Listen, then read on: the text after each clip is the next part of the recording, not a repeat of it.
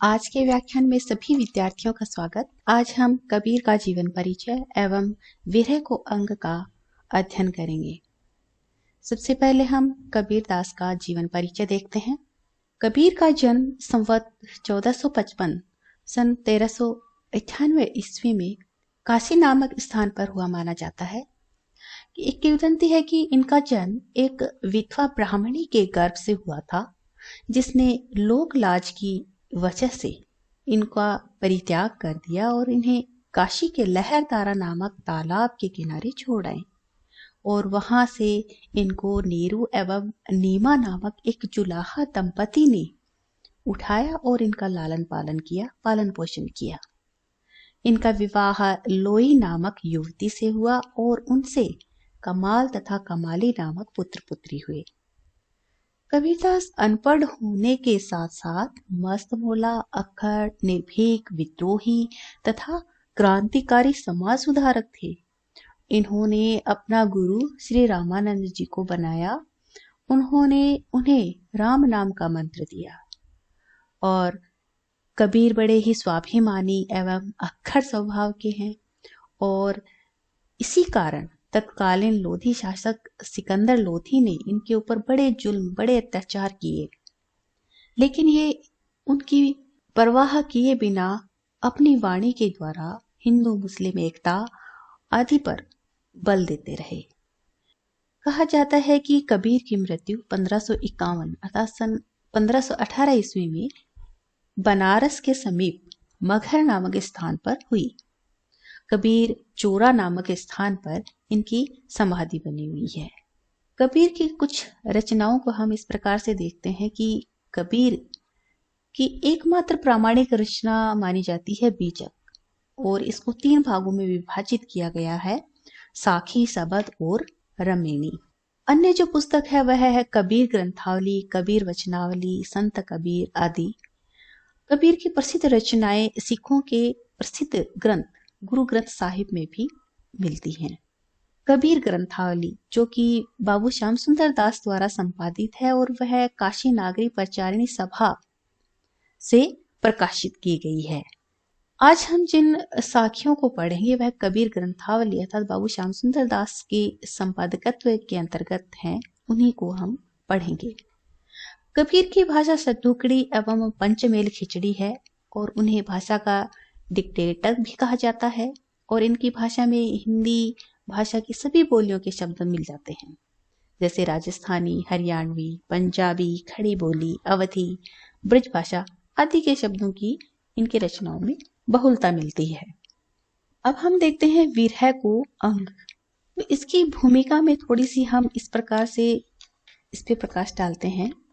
विरह को अंग अर्थात कि जिस प्रकार से कबीर ने ज्ञान प्राप्ति के लिए एक सच्चे गुरु की आवश्यकता बताई, उसी प्रकार प्रेम को पूर्ण रूप से पाने के लिए विरह भी होना आवश्यक है। अर्थात कि विरह को अंग में कबीर ने यही भाव व्यक्त किए हैं।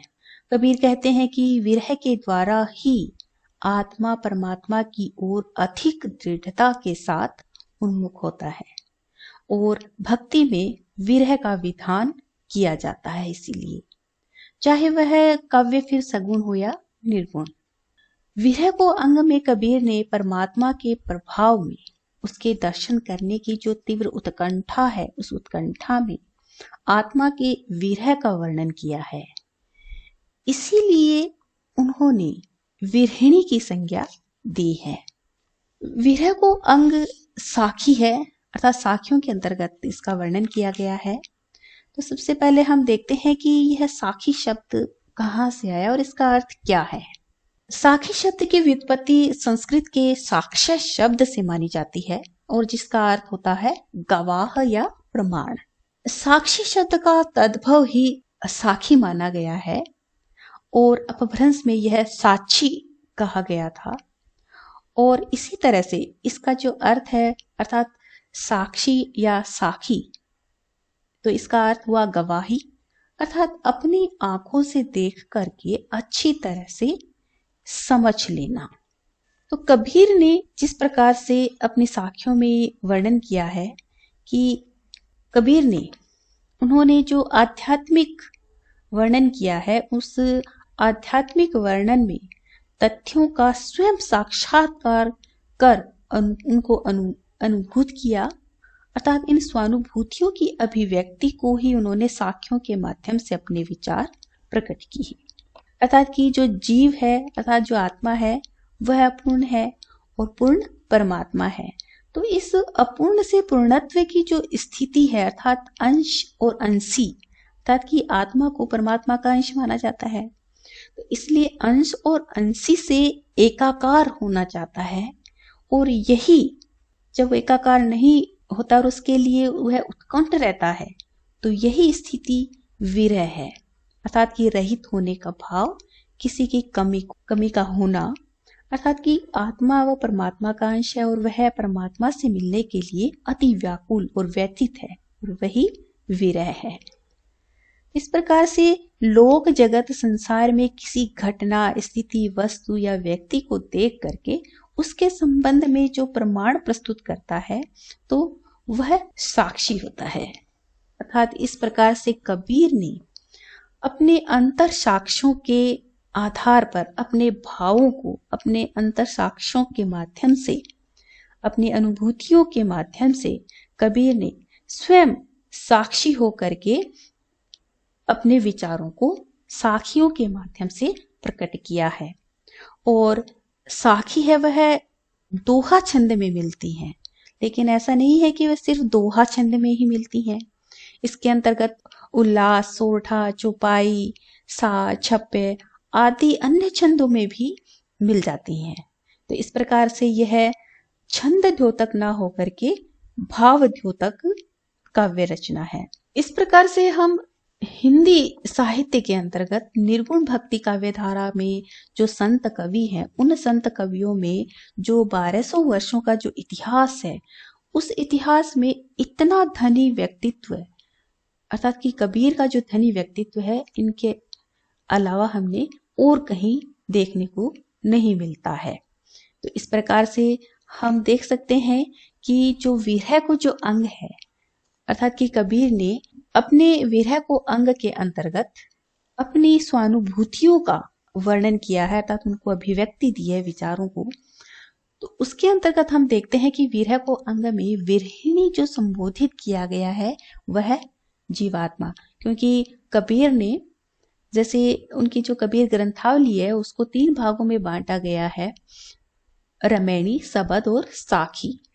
तो रमैणी में जगत का विचार किया गया है, और साखी में जीव का, और सबद में ब्रह्म का। तो इस प्रकार से कबीर ने साखियों के माध्यम से, साखी में जीव की जो स्थिति है, जीव से संबंधित जितनी भी बातें हैं, जितने भी विचार है, उनको विरह को अंग, अर्थात इसमें जैसे गुरु को अंग, सुमिरन को अंग, विरह को अंग आदि, इस प्रकार से उन्होंने 59 अंगों का यहाँ इसमें संकलन किया गया है कबीर ग्रंथावली में। आज हम विरह को अंग के अंतर्गत यह पहला जो दोहा है वह इस प्रकार है, जो साखी है। विरहिन उठे भी पड़े दर्शन कारणि राम, मुआ पाछे देहुगे सो दर्शन की ही काम।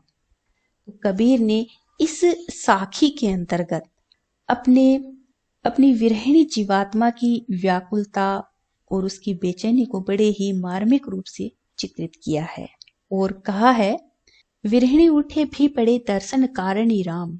उठे भी पड़े, अर्थात वह इतनी विरह के कारण इतनी कृशकाय हो गई है, इतनी कमजोर हो गई है, इतनी निष्प्राण हो गई है कि वह जैसे ही उठने की कोशिश करती है, वैसे ही वह पृथ्वी पर गिर पड़ती है। दर्शन कारण, अर्थात दर्शन करने के लिए वह विरहिणी है, जो जीवात्मा है, वह अपने प्रिय परमात्मा के दर्शनों के लिए इतनी व्याकुल है, और उस व्याकुलता के कारण कभी वह उठती है तो कभी बैठती है और फिर गिर पड़ती है, अर्थात कि इस तरह से उसका जो धैर्य है वह छूट रहा है। मुआ पाछे देहुगे सो दर्शन की ही काम। मुआ अर्थात मृत्यु, मरणोपरांत, कि हे प्रभु, हे परमात्मा, कि मेरी मृत्यु के बाद में यदि तुम वो दर्शन मुझे दोगे तो वह मेरे किस काम की, अर्थात उनका क्या लाभ। तो इस प्रकार से इस साखी में एक अलौकिक प्रेम विरह की उत्कट आकुलता व्यंजित हुई है। इसमें विरहिणी का बड़ा ही विरह है वह अतिशयता के रूप में, बिंब रूप में प्रयुक्त हुआ है। और इस साखी में अनुप्रास और वक्रोक्ति अलंकार का यहाँ पे वर्णन किया गया है और इसमें आक्षेप अलंकार भी है। अगली जो साखी है वह इस प्रकार है। मुआ पीछे जिने मिले, कहे कबीरा राम, पाथर घाटा सब तब पारस कोणे काम। इस साखी में कबीर ने कहा है कि ईश्वरीय प्रेम की कहीं फीका ना पड़ जाए, धूमिल ना हो जाए, तो उसी प्रेम की यहाँ पे व्यंजना की गई है। और कबीर कहते हैं कि मुआ पीछे जिनी मिले, मुआ अर्थात मृत्यु, मरणोपरांत, जिनी अर्थात मत मिले या नहीं, पाथर घाटा अर्थात पत्थर, घाटा अर्थात समाप्त हो जाना, पारस अर्थात एक बहुमूल्य पत्थर, पारस कहा जाता है जिसको।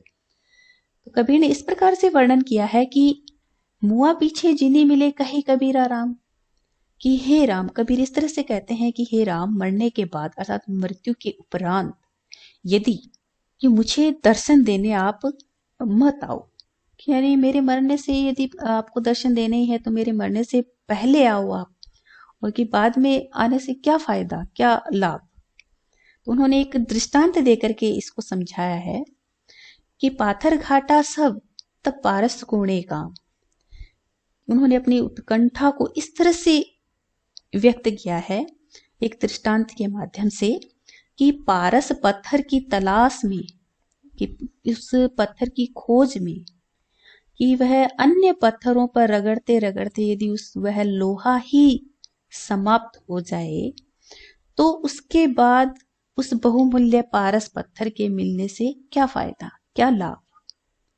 यहाँ पे कि यदि कि मेरी जो विरहिणी जो जीवात्मा है कि वह वो आपके मिलन के लिए इतनी उत्कंठा है, इतनी व्यथित है, इतनी विरहित है, और यदि उसको उस समय उसको दर्शन नहीं दोगे, उसको नहीं मिलोगे, तो उसकी मृत्यु के बाद यदि आप उसे मिलोगे तो उससे क्या फायदा होगा, क्या लाभ होगा।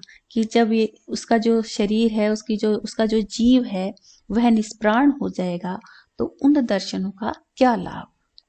तो यहाँ पे पारस जो पत्थर होता है वह बड़ा ही बहुमूल्य होता है, वह लोहे को छूते ही उसको सोने में परिवर्तित कर देता है। तो अब यदि वह पत्थर मिले और जब उस अन्य पत्थरों पे घिस घिस के लोहा ही समाप्त हो जाए तो फिर सोना किस चीज का बनाएंगे। तो इसी प्रकार यहाँ पे ईश्वरीय प्रेम एवं जीवन के रहते ही यदि परमात्मा मिल जाए तो ही लाभ हो सकता है, अन्यथा तो वह लाभ किस काम का। यहाँ पे कवि ने इस साखी में अनुप्रास एवं दृष्टांत अलंकार का बड़ा ही सुंदर प्रयोग किया है। अगली जो साखी है वह इस प्रकार है। अंदेशड़ा न भाजिसी संदेशो कहिया, के हरि आया भाजिसी के हरि ही पास गया। अंदेशड़ा अर्थात आशंकाएं, शंकाएं, चिंता, और भाजिसी का अर्थ होता है दूर होंगी या मिटेंगी, और संदेश अर्थात संदेश। इस साखी में इसमें विरहवेता की लौकिक एवं अलौकिक भावना से अभिव्यक्ति की गई है। कबीर कहते हैं कि परमात्मा प्रियतम अर्थात कि जो प्रिय रूपी जो परमात्मा है उसको लक्ष्य कर जो विरहिणी रूपी जो जीवात्मा है वह इस प्रकार अपने भाव व्यक्त करती है कि अंदेशरा ने भाजी सी संदेशों कहिया, कि केवल संदेश भेजने मात्र से ही जो उसकी विरह जनित जो आशंकाएं हैं, जो चिंताएं हैं, अर्थात हृदय की जो व्यथा है वह दूर नहीं हो सकती है, नहीं भाग सकती है। और वह कैसे मिलेगी? के हरि आया भाजिसी या के हरि ही पास गया, कि या तो परमात्मा रूपी जो प्रिय है वह स्वयं आकर मुझे दर्शन दे दे, मुझे मिल जाए तो मेरी जो शंका है वह दूर हो सकती है, मिट सकती है।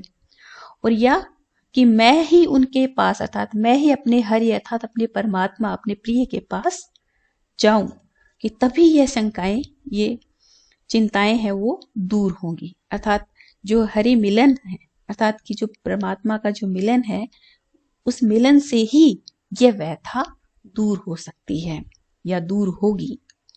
तो यहाँ पे कबीर ने हमेशा ये भाव व्यक्त किया है कि अलौकिक प्रेमा भक्ति में जीवात्मा को ही परमात्मा के पास जाना पड़ता है, तभी उसका मिलन संभव होता है।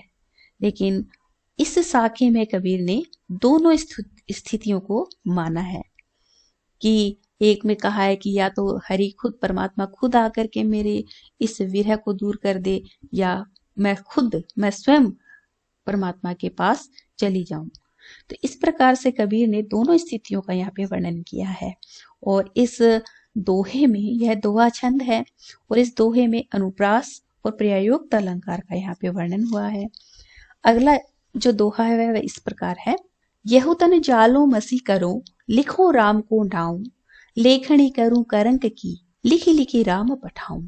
तो यहाँ पे लेखनी अर्थात कलम, और करंक कहा जाता है हड्डी को, वो जालो अर्थात जलाना, मसी का अर्थ होता है शाही।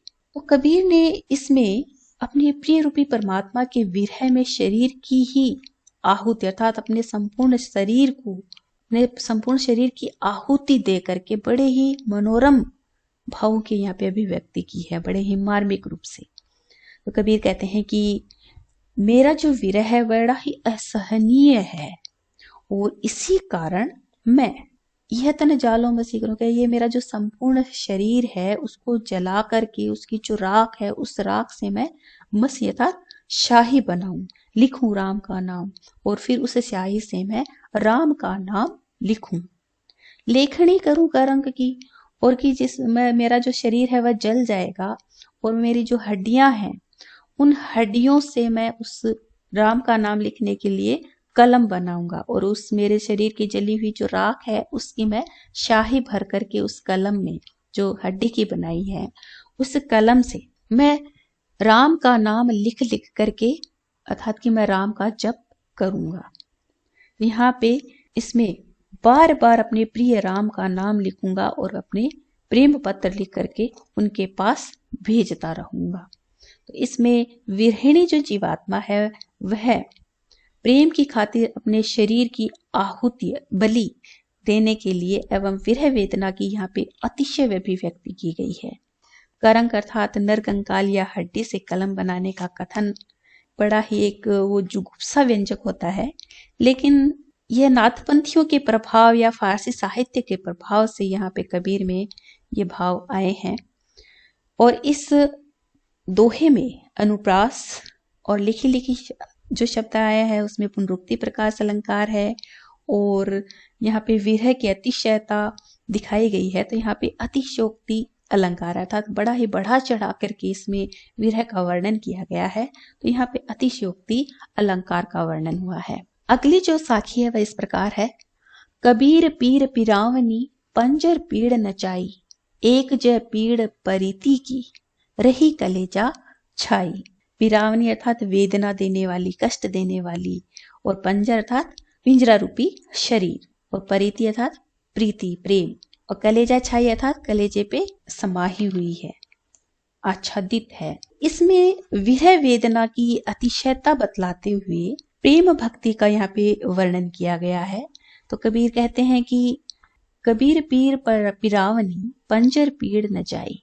कबीर कहते हैं कि विरह की जो अतिशय पीड़ा है, जो वेदना है, कि वह विरह है वह इतनी पीड़ा इतनी वेदना देने वाली है, और यह इस पंजड़ पीड़ न जाए था, जो ये मेरा जो शरीर रूपी पिंजड़ा है इससे वह बाहर ही नहीं निकलती अर्थात उसके अंदर ही समाई हुई है।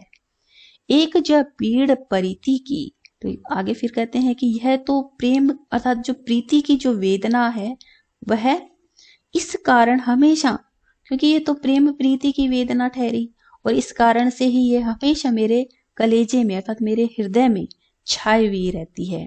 तो इसमें इसका भाव यह है कि विरह वेदना विरही जन के हृदय को बहुत अच्छी लगती है, बहुत ही प्रिय लगती है, और वह कष्टदायिनी होकर के भी बड़े ही अपने कलेजे को ठंडक देने वाली अर्थात कलेजे में घर किए रहती है।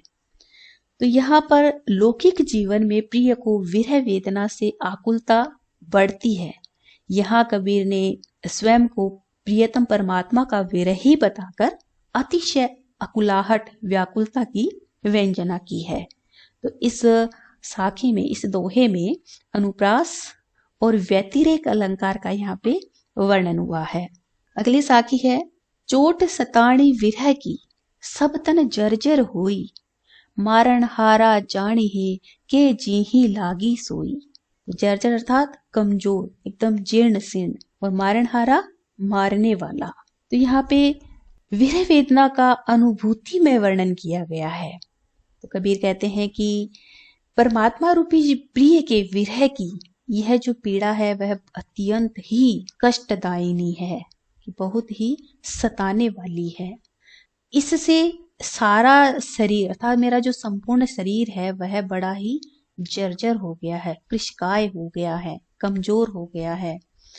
और इस चोट की मर्म, व्यथा और गहराई को वही समझता है कि जिसने यह चोट खाई है, अर्थात जिसे चोट लगी हो वही इस चोट का जो मर्म है, उसका जो दर्द है, जो व्यथा है, जो पीड़ा है, वही जान सकता है।